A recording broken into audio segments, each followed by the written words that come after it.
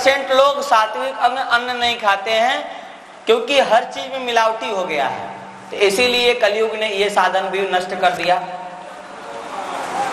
इसके बाद सात्विक कमाई, ध्यान से सुनिए, अब इससे भी सूक्ष्म बात मैं कह रहा हूं। सात्विक कमाई, लूट का कमाई ना हो, किसी का धन हम इकट्ठा न कर ले, किसी भाई का हक न खा ले, किसी भी सरकारी योजना को हम लूट न ले, लूट के घर न भर ले। ये क्या है, अगर हम किसी भी प्रकार से 2 नंबर का कमाई करते हैं तो ऐसे व्यक्ति की बुद्धि शुद्ध नहीं हो सकती, क्योंकि वो उसकी कमाई गलत है। सात्विक अन्न के बाद सात्विक कमाई, ये सात्विक कमाई भी बहुत जरूरी है। बहुत सारे लोग छल कपट से धन इकट्ठा कर लेते हैं और उस धन से सोचते हैं कि हम सात्विक बन जाएं, तो संभव नहीं, आध्यात्मिक नहीं बन सकते।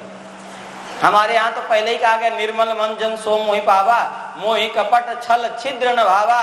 मुझे कपटी, छली और छिद्री अच्छा नहीं लगता है। सात्विक कमाई हो, सात्विक अन्न हो, 1 रोटी खाएं, 2 रोटी खाएं, हम कम कपड़ा पहने, कम सुविधा में रहें, पर अगर अपने मेहनत का खा पी रहे हैं तो उस सात्विक कमाई के कारण हमारा विकास होगा, अध्यात्म में हमें आगे उन्नति मिलेगी। जो कि ये भी संभव नहीं, कलिकाल में छल प्रपंच झूठ इत्यादियों का बोलबाला है। अब प्रायः लोग छल प्रपंच झूठ करके ही कमाते हैं, ये भी संभव नहीं। तो भाई इसीलिए कहा कली ने सारे द्वार नष्ट कर दी, अब कोई द्वार बचा नहीं। बचा कौन सा द्वार है, तो जब योग इत्यादि, जब तप इत्यादि साधन सब नष्ट हो गए तो हमारा कल्याण कैसे होगा? तो हमारा कल्याण बस अब भक्ति और भाव से ही हो सकता है। मन की भाव और हृदय में भक्ति। हम शरीर से योग नहीं कर सकते, क्योंकि हमारा शरीर कमजोर हो गया है, अन्न अशुद्ध होने के कारण से, नाना प्रकार की अशुद्धि होने के कारण से। अरे ब्रह्मचर्य तो रहा नहीं, किसी के पास ब्रह्मचर्य है नहीं, ब्रह्मचारी ही बढ़िया साधना कर सकता है। जो ब्रह्मचारी नहीं, वो साधना बढ़िया नहीं कर सकता। तो अब ब्रह्मचर्य नहीं आश्रमचारी, श्रुति विरोध निरत नर नारी। न ब्रह्मचारी रहे, न सन्यासी रहे, न वानप्रस्थी रहे, न गृहस्थी रहे। आप कहेंगे महाराज जी रहे कौन? तो मनुष्य भेष में दिखने वाले लोग हैं बस। गृहस्थी भी उसे कहते हैं जो माता पिता, साधु संत, धर्म की सेवा में लगा हो, उसे गृहस्थ कहते हैं। गृहस्थ आश्रम होता है, गृहस्थ घर नहीं होता है। क्या होता है?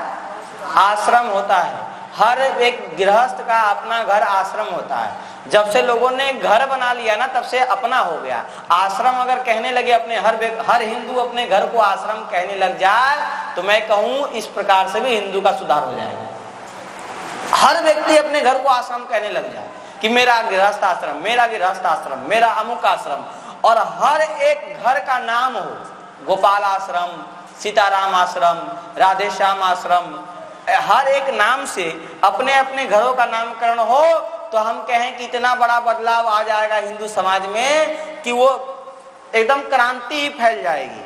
हर व्यक्ति अपने घर के सामने अपने घर का नाम लिखे, आश्रम लगा के, अमुक आश्रम, अमुक आश्रम, अमुक आश्रम। देखो सब एक एक घर आश्रम हो जाएगा, क्योंकि हम लोग आश्रम में रहने वाले हिंदू हैं।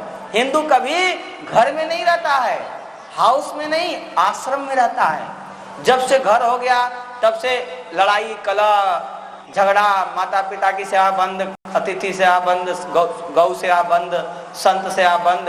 जब आप अपने घर को आश्रम मानने लग जाओगे, तब पुनः सब सेवा चालू हो जाएगा। अब गृहस्थ आश्रम भी लोग नष्ट हो गया, क्योंकि कोई अपने घर को आश्रम कहना पसंद नहीं करता है। अगर वो आश्रम कहेगा तो उसको सेवा करना पड़ेगा, क्योंकि आश्रम में तो सेवा होता है। ठीक है, तो ये सारे पंथ नष्ट हो गए। आगे चलते हैं। बोल वृंदावन बिहारी लाल की।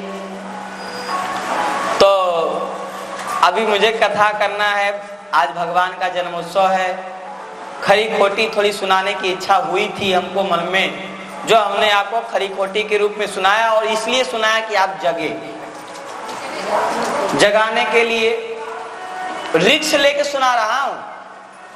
अगर ये बात हमारी सरकार तक पहुंचने लग जाए तो सरकार हमें भी जेल में डालेगी, क्योंकि सरकार नहीं चाहती है कि कोई सरकार का पोल खोल के रखे और वो अपने हिंदू धर्म विकसित हो। मैं कह रहा हूं सरकार भी नहीं चाहती हिंदू धर्म विकसित हो। मैं हृदय से कह रहा हूं कोई सरकार नहीं चाहती है कि सनातन विकसित हो। संकल्प करके कहता हूं, व्यास गद्दी से कहता हूं, कोई धर्म मंदिर बनाने से केवल सनातन विकसित नहीं होने वाला है। मंदिर बना के तो सरकार कमाई कर रही है, नहीं समझ में आया? अरे भाई राम मंदिर बन गया, इसमें सरकार का ही तो फायदा है। राम मंदिर सरकार ने बनाया, जितना पैसा चढ़ाओगे सरकार को जाएगा, तुम्हारे पास तो कुछ नहीं रहा ना। वो राम मंदिर कोई हिंदुओं के राम